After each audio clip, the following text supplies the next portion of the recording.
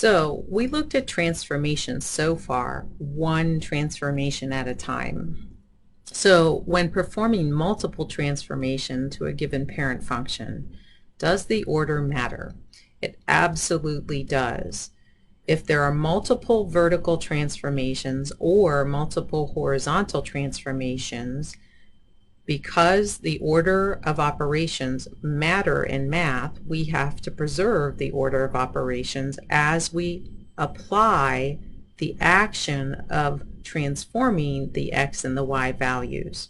So in other words, we need to reflect and compress or stretch because they involve multiplication or division before we do shifting, because shifting is just addition or subtraction, excuse me. So the order of operations matter. So let's look at this example. F of x equals 2 times the absolute value of x plus 1 minus 4. So there are two vertical transformations here. So I'm going to list an order that is appropriate.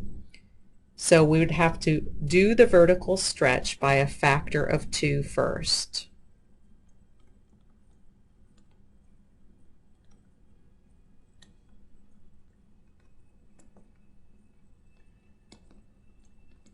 Because that means multiplying the y values by 2. Then we would have to do the vertical shift down because that's subtracting 4. So this would be vertical shift down 4 units. And then we could list the one horizontal transformation, which just happens to be a horizontal shift left 1 unit.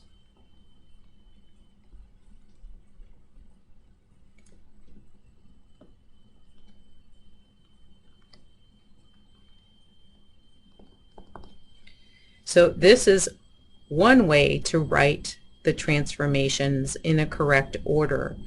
What's most important is there are two vertical transformations, and their order is important to have correct. There was only one horizontal shift, so that could be listed first because that only affected the x values, but the two vertical transformations, the stretch by a factor of 2 has to come before the shift down by 4 units.